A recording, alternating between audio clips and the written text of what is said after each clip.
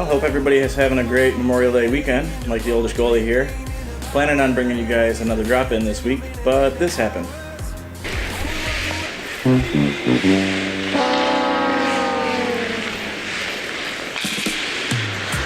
So, I guess we're going to shoot a gear video. What's in the bag? 2019.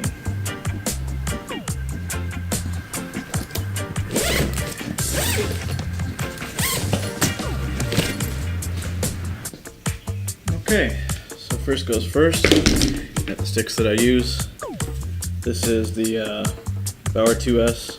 It's an intermediate stick because I'm a smaller guy, 5'6". So I'm not sure if it's the exact right size for me, but I've got two sticks that are both 23-inch paddles. So this is the S27, also intermediate, as my backup stick.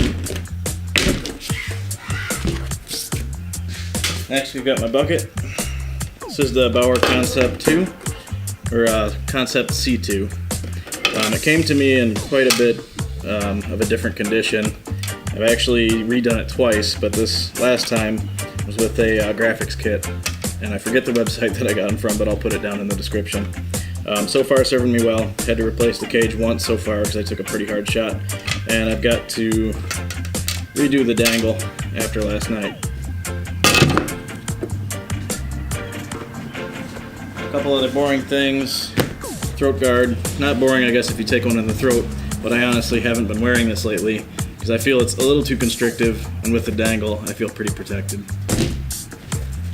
These are Warrior RGT Senior knee pads that came with my leg pads. I switched to them from a set of Vons that I had bought, but they're much more low profile, so that's why I'm using them, and I'm liking them so far.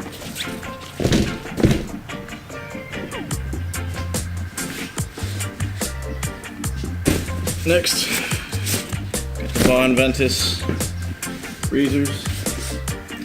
Not much to tell you about these. They're comfy, and that's about it. And of course,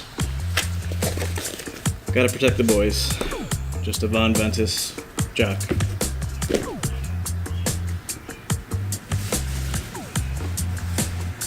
Next in line, chest and arms. Now these are actually the first thing that I bought brand new, which was what started me on my other path of getting other new gear. My intention was to buy used stuff just to see if I could still play goalie. So this was the first thing that I bought brand new, and man, before these were broken in, they were super constrictive, but after playing in them a couple weeks, they've loosened up quite a bit, and they're much more comfortable now. So I'm liking these a lot.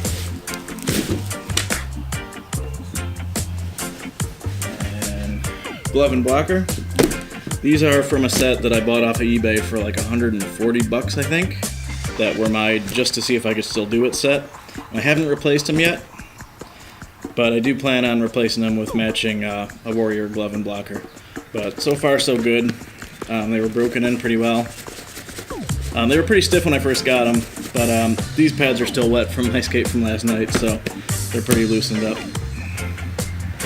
And before I get to my leg pads, these right here are the leg pads that I bought in that set that match those glove and blocker. So, old school leather straps all the way up and down. I had to do some repair. I had to add this one because it was taken off, and I had to repair the toe strap when I got them. But once I get my new glove and blocker, I'm probably going to be selling these or just giving them to somebody that wants to try playing goalie.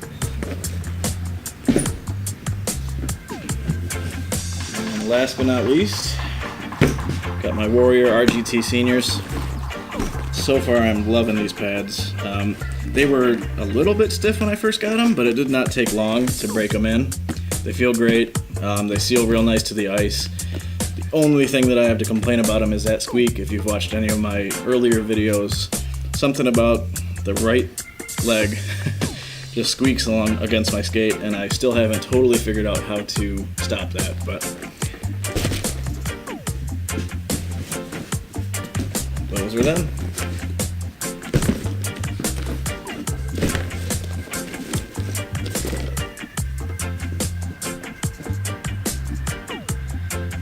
Now, for anybody that was wondering about the housing that I made for the GoPro, this is what it looks like.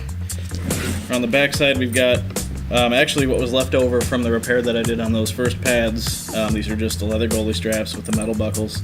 This goes around the back of the center bar, and pretty adjustable. You can put it at any height, all the way down at the bottom, all the way up to the top. I had the sides open at first, but I thought a shot from the side could, you know, go to the inside and actually not necessarily break the GoPro, but definitely move it. So I wound up taking parts from my pads that I wasn't using. They already had Velcro on them, and they had the elastic around the bottom, so it made for a perfect solution just to put some Velcro on the sides, and they close right up. And this also would have been a problem being open, causing glare on the front of the, or to the lens of the GoPro on the back side of the plexiglass. So this closes it up enough to where there isn't a super crazy amount of glare. On the front, this is a 3/4 inch thick piece of plexiglass. You've seen how well it stands up to pucks.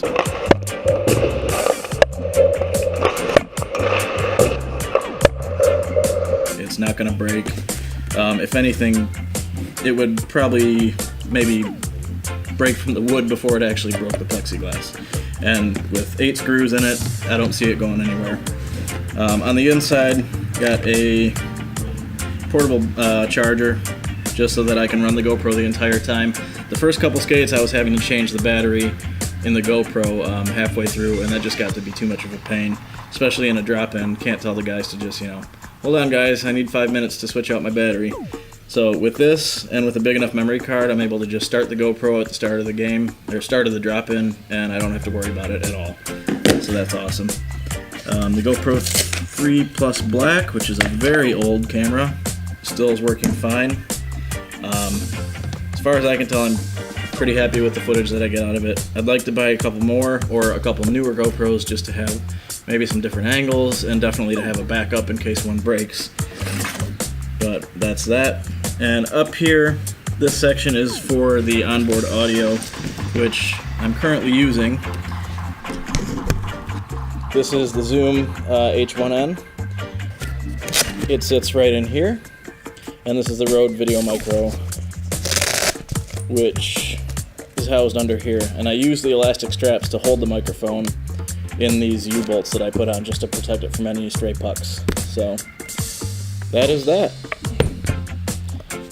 So if you were wondering what the housing looked like, that's what it is. Whoa, almost forgot, guys. Last thing is my skates. These are the CCM 44Ks with the pump, which I don't use. I didn't buy them for that. I bought them because they're super comfortable. I wasn't even looking for skates the night that I found these. I was looking for a stick and was killing time. The salesperson brought out some skates to try. He showed me these. They were a super discount because they were old, a couple years old, and tried them on. They were super comfortable, which compared to my other skates, cannot say that about those. So it's a 5/8 hollow with the factory profile. Haven't changed anything there, and yeah, until I get some true skates, these are probably what I'm going to be rocking.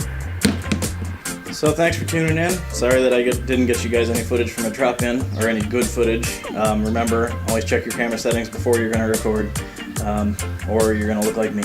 So thanks for checking it out. Hope you guys enjoyed the gear video, and I probably won't do one for a while because I don't really plan on getting a ton more gear. So this is probably it for 2019 and probably 2020. So that's what's in my bag. Everybody have a great weekend.